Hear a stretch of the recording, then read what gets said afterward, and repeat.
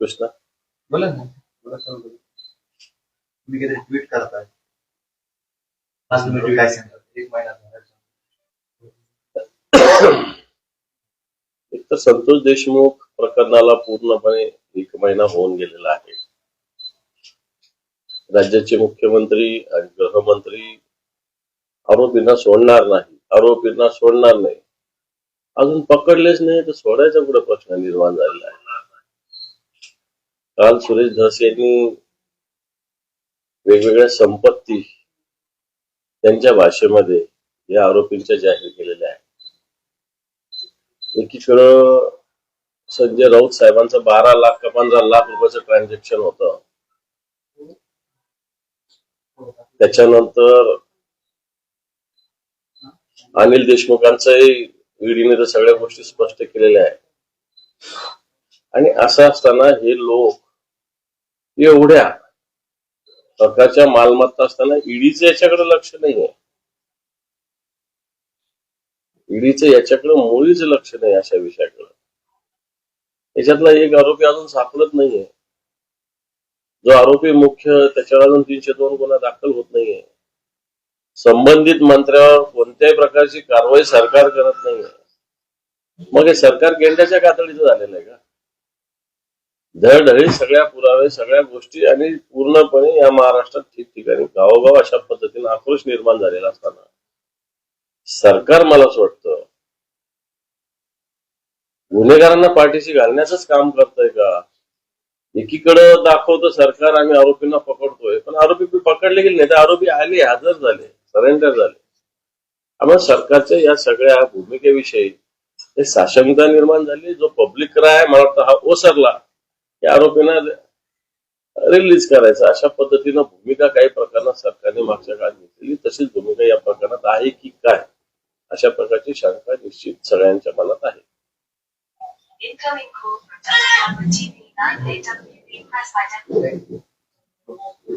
फडणवीसांनी असं म्हटलंय की 2019 साल आलं नसतं तर महाराष्ट्र प्रगतीपथावर गेला असता. मला असं वाटतं मागच्या 2.5 वर्षात यांचं सरकार आहे. या काळात राज्य किती प्रगतीपथावर गेलो. केंद्राचं सरकार 2014 पासून आहे.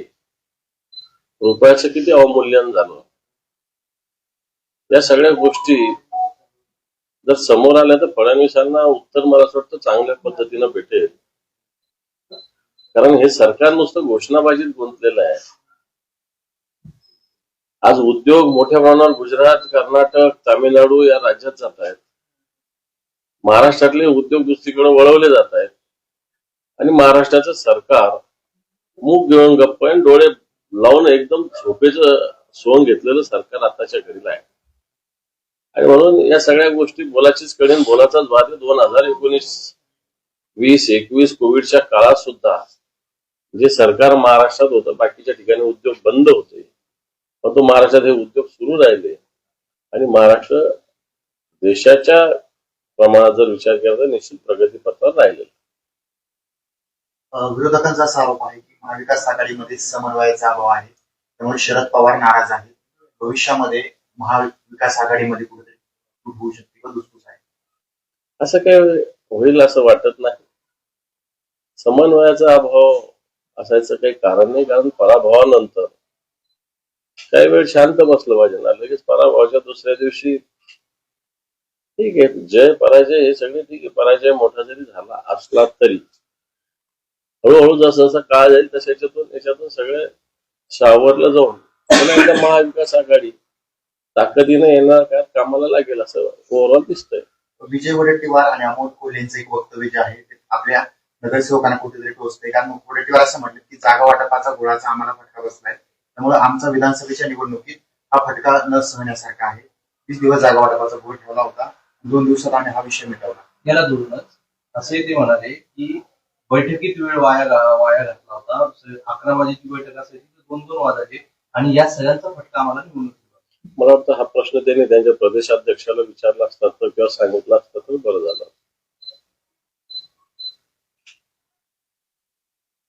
विधानसभेच्या पराभवामुळे काँग्रेसची मोडलेली पाठ अद्याप सरळ झाली नाही. दुसरीकडे शिवसेना अजूनही झोपेतून जागी झाली नाही असं अमोल कोल्हे म्हणतात.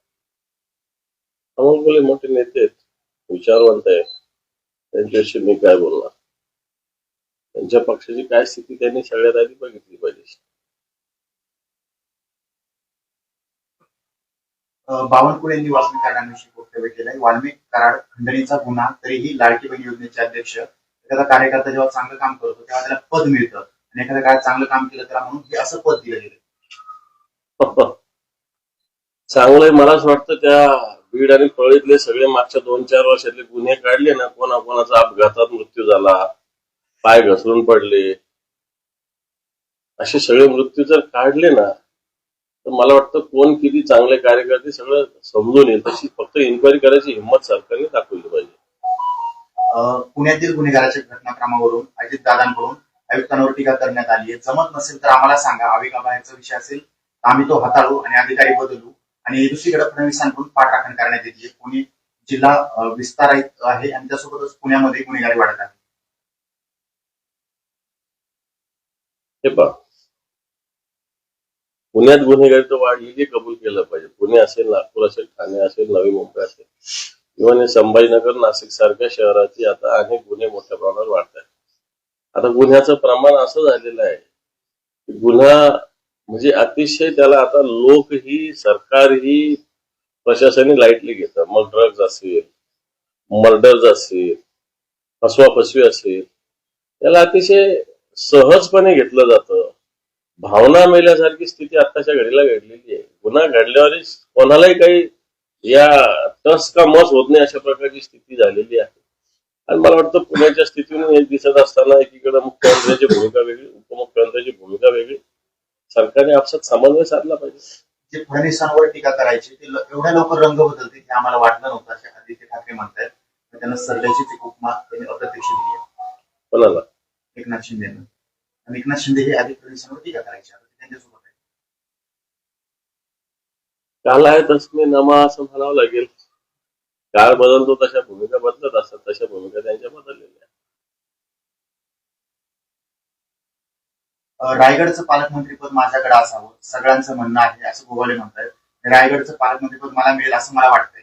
गोगावलेंचा हा विश्वास आहे.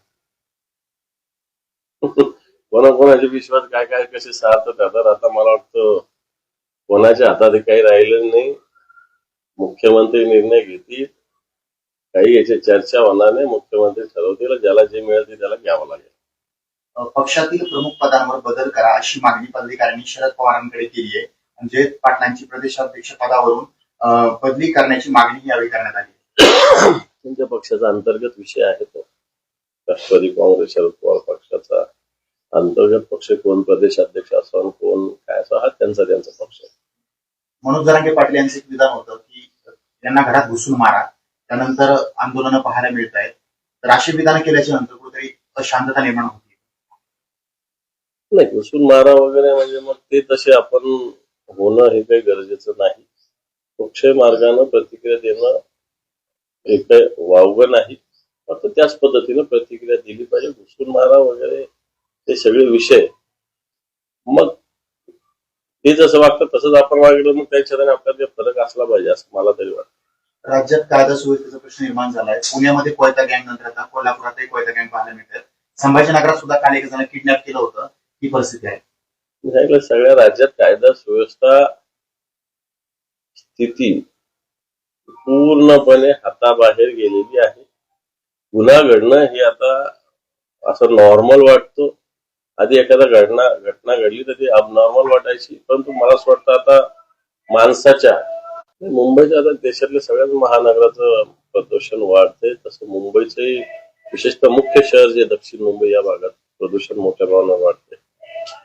महापालिकेनं याच्या संदर्भात पावलं उचलण्याची आवश्यकता. मधल्या काळात काही पावलं महापालिकेने उचललेली दिसतात, परंतु सिमेंटीकरण मुंबईचं जे होतंय हे याला मोठ्या प्रमाणावर कारणीभूत आहे असं एकंदर दिसतंय.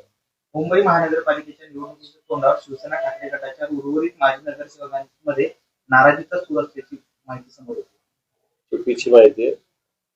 सगळे नगरसेवक एकत्रित आहे. सगळ्या नगरसेवकांच्या बैठका झालेल्या आहेत. सगळ्या नगरसेवकांना विश्वासात घेतलं जातं. कोणीही नाराज नाही. वाल्मिक कराड यांनी बऱ्याच लोकांना खंडणी प्रकरणी फोन केलेले आहेत. आवाजा कंपनीच्या अधिकाऱ्याला वाल्मिक कराडांनी 2 कोटींसाठीची खंडणी मागितली होती. आता अशा काही घटना समोर येत आहेत. मागितली होती नाही, त्यातलं काही मिळालं हे सगळं समोर आलेलं आहे. आणि मग हे प्रकार त्या ठिकाणी मोठ्या प्रमाणावर चालतात.